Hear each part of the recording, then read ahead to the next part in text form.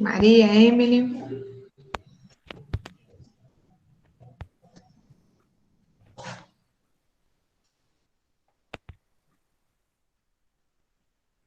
Olha umas portas, uns tetos aí, mas tá bom.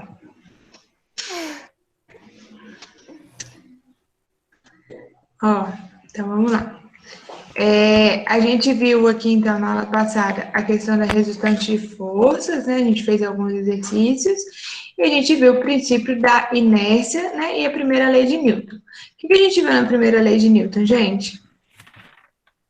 O que diz pra gente a primeira lei de Newton? Todo corpo continua no seu estado de repouso ou de movimento? Exatamente, o corpo tende a continuar do jeito que ele estava inicialmente. Então, se ele estava em repouso, ele tende a mudar, ele tende a continuar em repouso. Se ele estava em movimento, ele tende a continuar em movimento em linha reta e uma velocidade constante, desde que não tenha resultante de forças aplicada nele. Se houver resultante de forças aplicada no corpo, aí esse estado de inércia vai mudar, né? Isso, sim. Então, a gente explicou vários fenômenos, comentei com vocês a respeito do airbag, do cinto de segurança, questão do, por exemplo, do movimento do carro quando o carro faz uma curva, quando o carro acelera, quando o carro freia, né? Por que a gente vai para frente, por que a gente vai para trás. A tendência do nosso movimento é sempre ser o contrário do que o carro está fazendo. Porque a gente quer permanecer pela lei da natureza, né? A gente quer permanecer no estado inicial.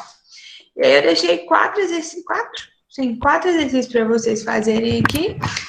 E aí eu quero ver o que vocês responderam para a gente poder ver se tem dúvida ou se a gente pode continuar com a matéria, tá bom? Ok. Questão 3. Então, aqui. Uma partícula se movimenta supostamente em condições ideais, ou seja, sem atrito. Porque se a gente tem atrito, a gente tem, vocês vão começar a ver muito daqui para frente essa questão de condição ideal, partícula ideal, molécula ideal, ambiente ideal, por quê? Atrito é uma força, não é? Sim. Então, se eu tenho uma força atuando, eu vou mudar minha trajetória, eu vou mudar o meu movimento, eu vou desacelerar o meu movimento. Então, vocês vão ver muito essas condições ideais aqui, tá? Ele estava em uma trajetória retilínea com velocidade constante. E aí pede para a gente responder os seguintes itens. Essa partícula está em equilíbrio estático ou dinâmico e por quê? Dinâmico, Dinâmico, por quê? porque ela está em movimento constante. Em equilíbrio dinâmico, uma vez que a partícula está desenvolvendo movimento. Sua resposta ficou quase perfeita. O movimento que é Eu coloquei constante? retilíneo e uniforme. Movimento retilíneo. Ainda faltou uma palavrinha aí. O que é uniforme? O movimento retilíneo uniforme. O que significa ser movimento retilíneo uniforme? O movimento que é constante? Não, Qual é a palavra? velocidade. Aqui que é com velocidade constante. Então, Para a aí, resposta tipo ficar assim, mais completinha. aí quando aparecer, por exemplo, uma pergunta dessa falando ali em uma trajetória retilínea com velocidade constante, já sabe que é dinâmico. Sim, sim. Ok. Tá bom? Toda vez que a gente tiver uma velocidade constante, ou seja, eu não tenho aceleração, eu já sei que o movimento é dinâmico. É equilíbrio dinâmico, tá bom? Tudo bem, fechou. Letra B.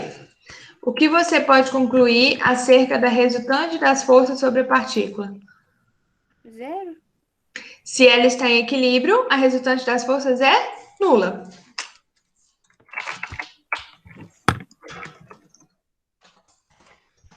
Seja equilíbrio dinâmico ou estático, se ela está em equilíbrio, a resultante das forças é nula. O que quer dizer mesmo que está em equilíbrio, professor? Vou voltar aqui na definição de equilíbrio aqui. Equilíbrio é quando a resultante das forças que agem na partícula é nula, e aí ou ela está parada em relação ao referencial, ou ela está em movimento retilíneo uniforme com velocidade constante em relação a um referencial. Quer muito mais dizer sobre o quê? Sobre a resultante de força sobre a partícula.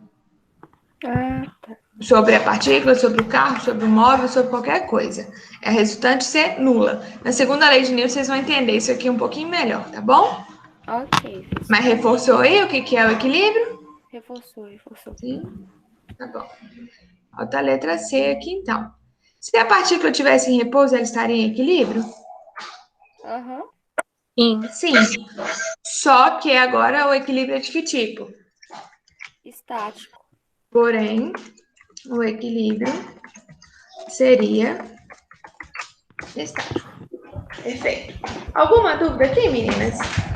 Não. Por enquanto, a gente está mais na teoria da física. Segundo a lei, a gente já entra um pouquinho mais na matemática da física. Aí tem gente que agrada mais, tem gente que agrada menos. Próxima questão aqui. Um segundo. Em uma viagem espacial, uma nave, quando praticamente ausente das ações gravitacionais. O que não tem na nave? Se não tem ação gravitacional, não tem força gravitacional, lembra?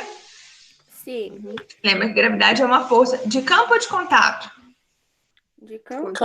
De campo, isso.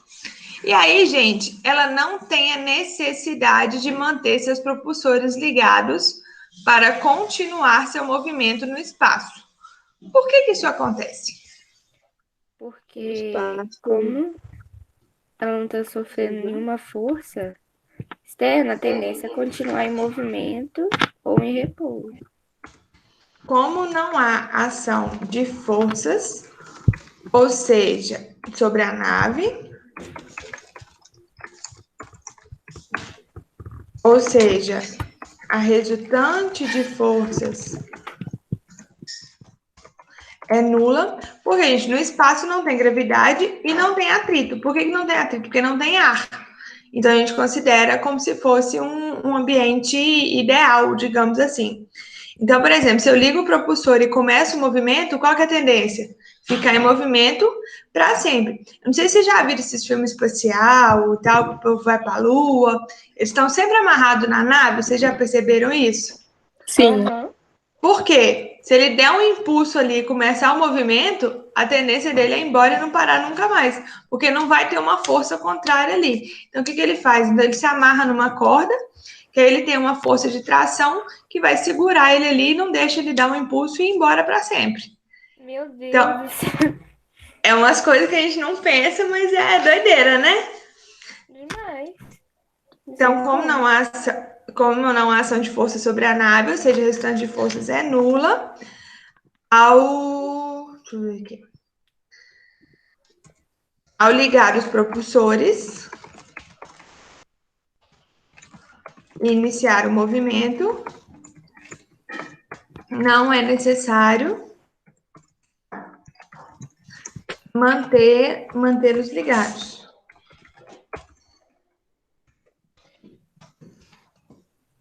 Uma vez que o movimento continua,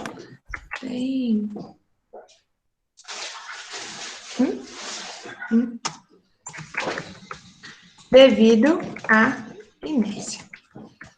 Tranquilo? Tranquilo.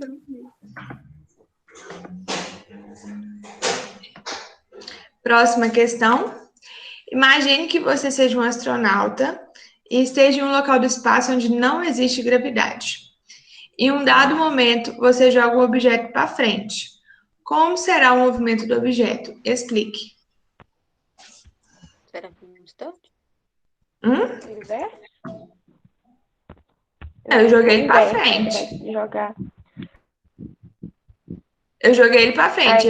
Ele tá em repouso ou ele tá em movimento? Movimento? Ele tá em movimento. E se eu joguei ele para frente, eu tô no espaço, não tem atrito, não tem gravidade, não tem nada, o que vai acontecer? Ele vai continuar ainda. Ele vai continuar o quê? Para frente, com velocidade constante, para sempre, até ele trombar com alguma coisa ou eu conseguir pegar ele de volta. Não é isso? Sim, sim. Como no espaço não há força gravitacional ou de atrito, por exemplo, sendo a resultante das forças nula,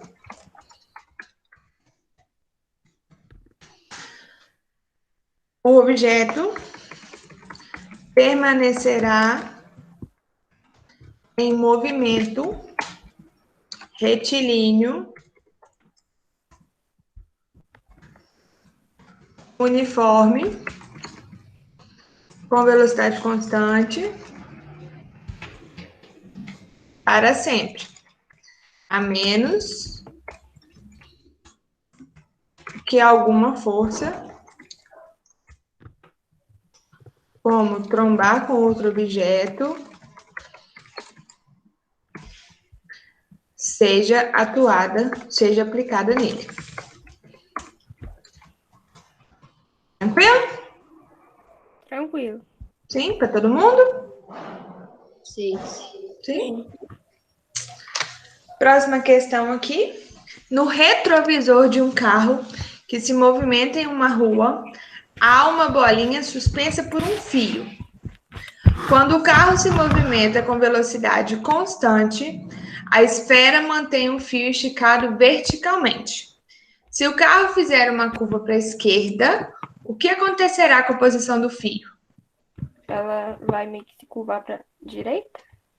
O fio se curva para a direita. Por quê? Porque elas sempre têm a tendência de manter o movimento. Devido à ação da inércia, de se manter o equilíbrio, seja ele estático ou dinâmico, a tendência do fio é ir para a direita,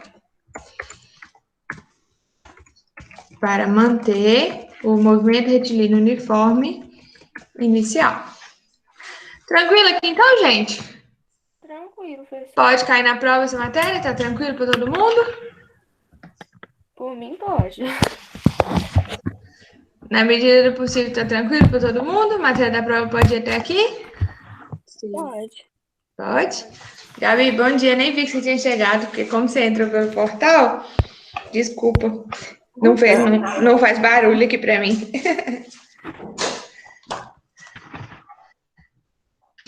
Então, encerrei esse conjunto de slides aqui. Já vou colocar eles lá hoje também, tá? Que é só o que tá faltando. E aí, gente, a gente tem uma listinha pra gente corrigir, né? Que dia, professor? Deixa eu ver. Peraí, essa aqui eu ainda não passei para vocês. Essa aqui seria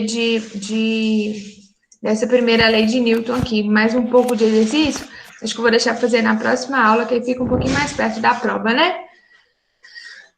Sim. Então, vamos lá. Essa lista aqui, ela é do dia, essa aqui já tá velhinha já também. Ela é do dia 23 de março. Ok. Peguem ela aí pra gente poder fazer. Essa aqui eu já soltei a lista até com um gabarito. Peguei aqui já, professor. Todo mundo? Sim. Sim? Então, vamos lá. Como eu já soltei com gabarito, uma pessoa vai ler e a outra vai fazer, e eu vou só obedecer aqui e corrigir. Vamos lá. Quero a participação de vocês. Posso ler? Pode. É qual? A 2? A1. Uma pessoa caminha com passadas iguais de 80 centímetros com velocidade constante de 2 minutos por segundo. A. Quantos metros essa pessoa caminha em 60 segundos? E aí? 120? Por quê? 120, a resposta está aqui. Tá? Lembrando que nessas provas, a partir de agora, eu quero resolução de todas as questões. Vocês têm a opção de resolver a questão lá lá na plataforma, tem a opção de tirar foto, resolver no caderno, tirar foto e me mandar. Eu quero a resolução de todas as questões. Resposta para mim não vai valer nada, tá? Já estamos combinados de uma vez. Só resposta para mim não vale. E aí? Porque eu posso muito bem dar a prova assim para vocês, ó. Para mim, ou vocês buscarem no Google, para mim não faz diferença. Eu quero ver como que vocês estão resolvendo isso. E aí, como é que fica? Eu fiz a conta da velocidade média. Aí, Como que velocidade média é igual a variação da posição sobre variação do tempo, né? Lembrando que esse D aqui é o delta, né? E aí? Aí eu substituí o 2 no lugar da velocidade média, igual a variação do espaço dividido por 60. Uhum. Então, a variação do espaço aqui vai dar 2 vezes 60, isso. que dá 120. Perfeito. E aí? E agora, quantos passos ela dá por segundo? Aí eu fiz regra de 3. Regra de 3. A gente sabe que ela anda 2 metros a cada 1 segundo, não é? Sim. E aí, só que é o seguinte, cada passo, então 2 metros a cada 1 segundo. A gente sabe que um passo vale 0,8 metros, que é a mesma coisa que 80 centímetros, não é? Uhum. Então, X passos vai ser 2 metros. Então, a gente tem que X vezes 0,8 é igual a 2. Então, a gente tem que X é igual... Deixa eu só tirar essas bolinhas aqui. Aí, fica mais limpo. 2 dividido por 0,8. Então, a gente tem que X é igual a 2,5 passos. Tranquilo? Seguir para todo mundo? Sim? Eu tinha feito um pouquinho diferente. Ah, como é que você fez? Eu peguei, né, um passo igual a 0,8 metros, aí X igual a 120. Ah, tá. Pensei que você pegou em 60 segundos. Ela quer saber que em 1 segundo. O exercício quer saber em 1 segundo. Aí você tem que fazer assim e depois dividir por 60. Vai chegar em 2,5. Foi isso que você fez? Foi. Porque aqui você vai achar em 60 segundos. 120 metros é o que ela anda em 60 segundos. Então, ela quer saber por segundo quantos passos ela dá. Então, ela anda 2 metros a cada 1 segundo ou ela anda 120 metros a cada 60 segundos. Aí é só você fazer e dividir por 60. Não estaria errado também, não. Tá bom? Entendi. Tá ok, professor. Questão 2.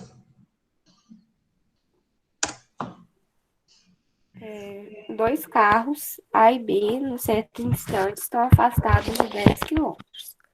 Eles caminham no mesmo sentido, com velocidades, respectivamente, de 100 km por hora e 120 km por hora. E o carro B está à frente de A. Determine a distância entre eles após 3 horas de movimento. E aí? Alguém fala aí, gente. Não achei minha lista até agora. Por isso que eu não tô falando. Uai. Mas pode lembrar como é que faz. Já deu branco aí? Vocês estão com memória pior do que a da professora grávida? Eu tô. Memória científica e matemática. Primeiro eu fiz aquele negócio lá, professora. O nome, tipo, botar tipo A igual a. Como é que chama isso aqui? Função horária. Isso, professora. Então, primeiro a gente faz a função horária, né? Então, vamos lá. A gente sabe que A e B estão afastados 10 quilômetros, não é isso? Antes disso, qual que é a função horária? S é igual a S0 mais V vezes T, não é isso? Aham. Porque eles estão caminhando no mesmo sentido, com velocidade, digamos, constante aqui. Então, se não tem aceleração, se o exercício falou que não falou que tem aceleração, então a gente parte do princípio que não tem aceleração. Então, olha só. A e B, a gente sabe que eles estão afastados 10 quilômetros. Concordam comigo? Concordo. Mas ele falou qual a posição correta que um está? Não. Então, eu vou falar que a posição de A vale 0 e a posição de B vale 10. Pode ser? Sim. Está no quilômetro 0 e está no quilômetro 10. E a gente sabe que é isso, não é o contrário, porque ele falou que o B está na frente de A. E a gente sabe que a velocidade de A é igual a 100 km por hora. E a gente sabe que a velocidade de B é igual a 120 km por hora. O que eu tenho que fazer aqui agora? Eu consigo montar a função horária dos dois aqui, não consigo? Fazendo só o quê? Substituindo ali. Então, ó, S de A é igual. Opa. Não tem que botar as horas ali, não, professor? Oi? Não tem que botar Aí o tempo vai ser a incógnita, né? Como se fosse o nosso x da equação. É igual a 0 mais 100 vezes t. Então, S de A é igual a 100. Oh, meu Deus. É igual a 100t. Beleza? Beleza. E o de B? S de B é igual a 10 mais 120 vezes t. Alguma dúvida nisso aqui, nessa substituição aqui? Não. Então, S de B já tá aqui, né? Não precisa nem da gente colocar. Só que ele quer saber a distância entre eles depois de 3 horas de movimento. Então, aqui tá em quilômetro, bonitinho, a velocidade está em quilômetro, então eu já posso aplicar 3 horas. Como que eu vou saber isso? Se eu sei a posição de A depois de 3 horas de movimento, e eu sei a posição de B depois de 3 horas de movimento, eu consigo descobrir qual que é a distância entre eles, não consigo? Consegue. Então, ó, após 3 horas de movimento, S de A é igual a 100 vezes 3. Então, a gente tem que a posição de A é igual a 300 quilômetros, certo? Uhum. Após 3 horas de movimento, S de B é igual a 10 mais 120 vezes 3. Então, S de B é igual a 10 mais 360. Então, S de B é igual a 370 quilômetros. Então, eu achei a posição de A. Achei a posição de B. Qual que é a distância entre os dois? 70 quilômetros. 70. Então, a distância entre A e B é de 370 menos 300 é igual a 70 km. Essa questão? Essa questão é mais fácil, porque deu tudo pra gente já. É uma questão completa. Qual que é a dificuldade aqui dessa questão? Português. Sim. É a interpretação. Sim. E achar a fórmula. Porque dependendo da fórmula é difícil achar. Achar, mas por quê? Achar a fórmula você precisa interpretar. Não é isso? Tranquilo aqui então, gente? Já são 8h29, eu nem vou começar as próximas aqui, não. Lembrando que amanhã a gente tem aula às 8 para repor a de semana passada, tá bom? Vou mandar uma mensagem mais tarde também para lembrar. É às 8 mesmo, né? Que é o horário que vocês teoricamente têm livre, né? É. Então tá bom. Mais tarde eu vou mandar uma mensagem para vocês, para lembrar vocês, tá? Ok, professor. Então tá bom, gente. Bom dia para vocês e até amanhã. Tchau, pessoal. Tchauzinho. Aí lembra de pegar a lista para amanhã.